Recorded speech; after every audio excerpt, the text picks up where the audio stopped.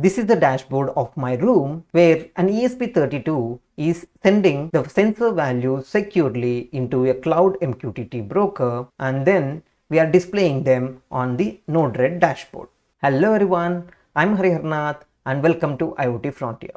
Today we are looking into how to use Cloud MQTT broker securely to send values from ESP32 and read them on Node-RED. For this video, I'll use HiveMQ Cloud instance for MQTT broker. So first we need ESP32 and HiveMQ. So in the HiveMQ, you need to log in into the account. So once you are inside the account, so you need to create a free tier that is available here. So you can click on this cloud and you can use this serverless because they provide this free version. So you can create serverless cluster. So now once you created this cloud cluster, you will be able to get inside and you should be able to see the URL and the port that they are using. So next thing is we need to set up the ESP32. So we need to open Arduino IDE. So this is the Arduino IDE where I have created code which will try to send the data from the ESP32. So here I'm trying to simulate room sensors which try to send the temperature, humidity, motion detected, light level, door open and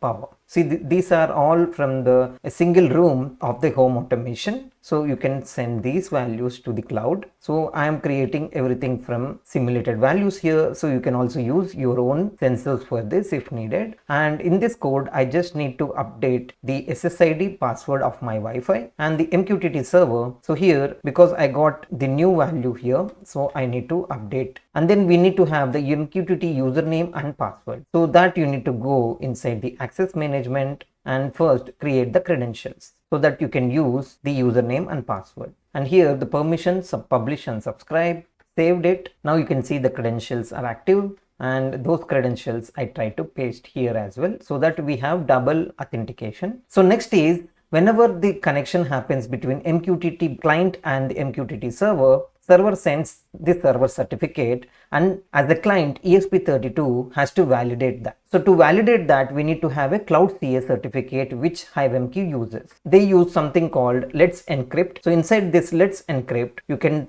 directly find the certificates here. So here it will be using ISRG root x1 and here you can find PEM file. So you can download this PEM file or text file and you can click on this. So if you open that .pem file, you should be able to see this certificate. So you need to copy this certificate and paste here in the code. So this is the CA certificate and that's it. So remaining things all are managed in the code. So you can see these are the values I'm trying to send and this is all the room state that is getting updated and it is trying to connect. Next thing is we need to connect our ESP32. So I'll try to connect the ESP32 to my laptop and immediately I can see here it is connected to COM3. If it is not connected, you can select from here and then search for ESP32 dev module and then select the COM port that is available for you. So then we can click on upload so that it will compile and upload the code. So now we can see serial monitor. Now you can see it is done uploading and Wi-Fi is connected. Even HiveMQ Cloud we are able to connect. And the values we can see from here, this is the JSON that is being sent. So in the HiveMQ as well, we can try to get that. So go to web client, then connect with auto-generated credentials. So this is just a client. So here we need to subscribe to all the topics like this and you can get the values live. So now the connection to HiveMQ is successful. Next, so we want to view these values in the Node-RED dashboard. So for that, I'll just first disconnect this, open Node-RED.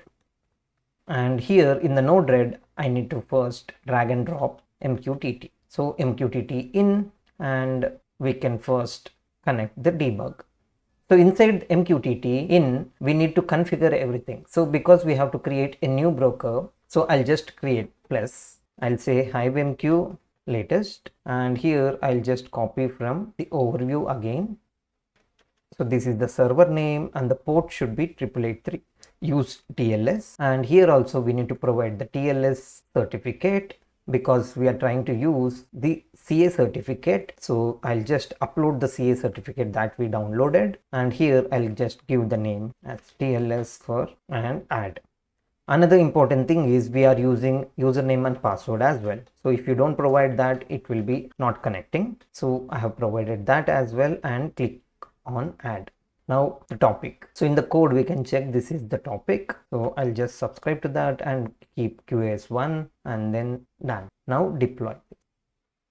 So now you can see this is the values that we are getting JSON object, and so all of these are being shown. Now that we want to use dashboard, so we need to add the dashboard palette. So if you don't have it, you need to add the dashboard. So you can use this Node-RED dashboard in the install, and here you can use, if you search for UI, you should be able to see all the dashboard. So these are the nodes we can see, and I'll just use the gauge for temperature and humidity. So inside the gauge, I'll have to create a new group. So I already have different groups here. So I'll just show you one. What you have to do is first create a group here, and the name you need to keep as temperature, and in the tab you can keep as home. So if you don't have the tab, you can just create another tab like here, home one or something like that, and add it. So I'll use this and done. So here you need to give a label as temperature, and then here msg.payload, because you're getting everything in the message.payload, and inside that if you want to access any value in the JSON, you can directly use that like dot temperature. So same way I'll be using for all of them, and here the range I'll be giving something like 100, and same way I'll be adding for humidity.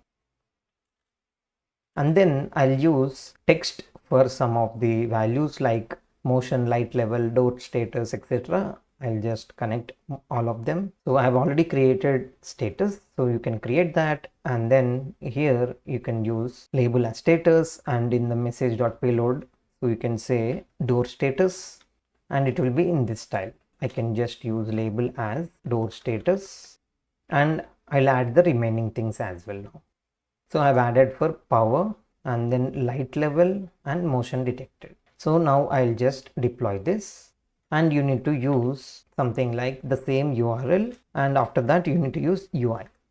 And now you can see humidity and temperature, all these values are being shown. So now if I want to just rename this properly, again I can go inside this temperature and use the remaining previous one I have created and click on done. Now I can see the humidity, temperature, and these values are being shown properly. And now let's understand the flow. So first we have ESP32. We try to connect to the HiveMQ using TCP connect, and then it will be sending the server hello from TLS certificates, and then it will be sending the server certificate, and ESP32 will verify that server certificate with the CA certificate that we have embedded in the code. Then the TLS handshake is completed, which means that we are going to use TLS encryption, and then we are going to connect MQTT, and the connection is acknowledged. We are sending the values. Same way in the Node-RED is another client that we are connecting to HiveMQ. So this is also doing the same thing, where we have uploaded the CA certificate, and username password is also for MQTT. So it is trying to connect and then get these values, and we are showing everything in the gauge. So the UI is updated like this.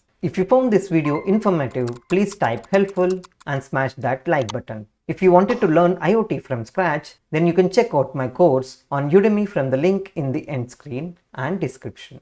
Your support means a lot to us and helps us keep creating more content like this. So please subscribe to the channel and hit the bell icon. Thank you for watching, and I'll see you in another interesting video.